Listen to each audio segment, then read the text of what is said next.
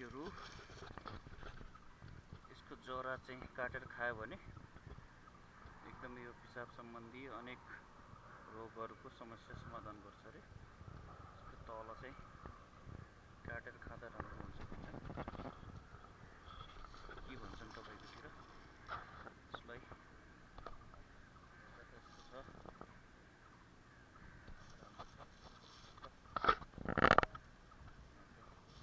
ट्युबको जङ्गलभित्र भेटेको मैले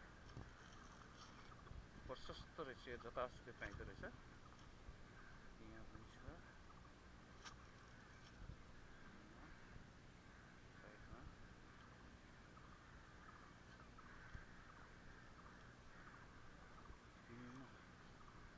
हाम्रो जङ्गलमा विभिन्न जडीबुटीहरू भेटिन्छ।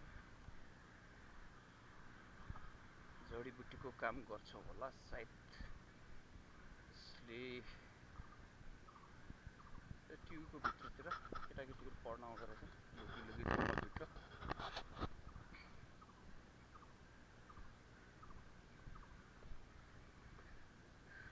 घोर जङ्गल छ।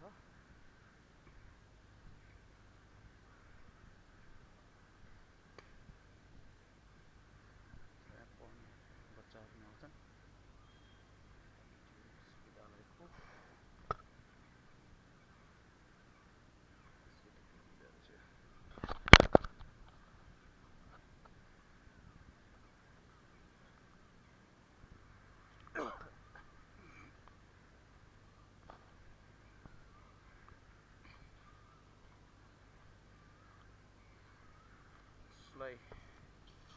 यसको पनि यो जडीबुटीको काम गर्छ। यो यसमा दाना लाग्छ। यसलाई चाहिँ पोलेर यसको दानालाई दाँत किराले खाएको निकाल्ने गर्छन्। दाँतमा हालेर त्यो तमाकु खाएको जस्तो गरेर र्याल काटेर किरा निकाल्ने गर्थे हामी सानो हुँदाखेरि। सायद यसले पनि जडीबुटीको काम गर्छ होला। के भन्छन् यसको नाम? आज म तपाईँलाई यहाँ हाम्रो वरिपरि रहने यो जति पनि जडीबुटीको काम गर्ने चिजहरू छ त्यो सम्बन्धी एउटा देखाउन गइरहेको छु।